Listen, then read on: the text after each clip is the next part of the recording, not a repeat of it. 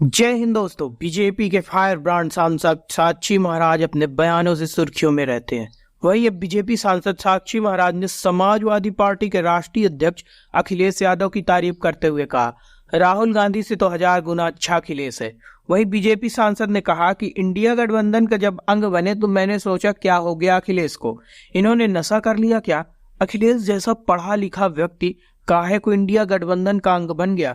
India के चक्कर में पड़ा हुआ है। अगर वह इंडिया गठबंधन का अंग नहीं तो सारी सीटों पर चुनाव लड़ेंगे और यह उनका स्वतंत्र निर्णय, स्वागत योग्य निर्णय है।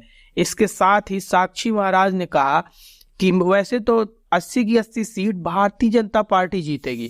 मैं अखिलेश, मुलायम और उनके परिवार को बहुत अच्छी तरीके से जानता हूं।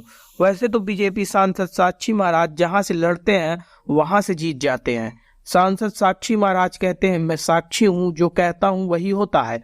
अब सांसद साक्षी महाराज ने अपनी पार्टी भारतीय जनता पार्टी को आने वाले 2050 तक बीजेपी के अलावा केंद्र में किसी की सरकार न बनने की भविष्यवाणी कर दी है।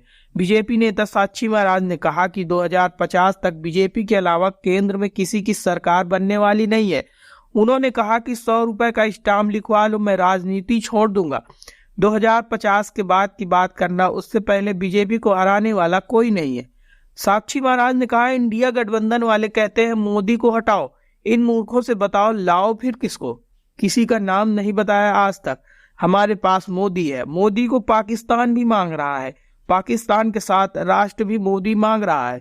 हिंदुस्तान की जनता छोड़ना नहीं चाहती। इंडिया गठबंधन वाले आज तक ये नहीं बता पाए कि मोदी को हटाकर किसको लाएंगे। जिस दिन किसी का नाम ले आए उस दिन इंडिया गठबंधन तार तार हो जाएगा।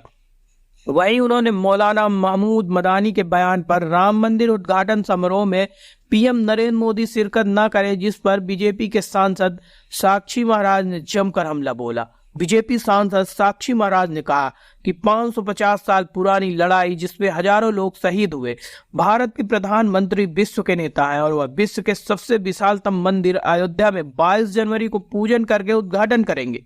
पूरे विश्व की जनता के लिए दरवाजा खोल दिया जाएगा।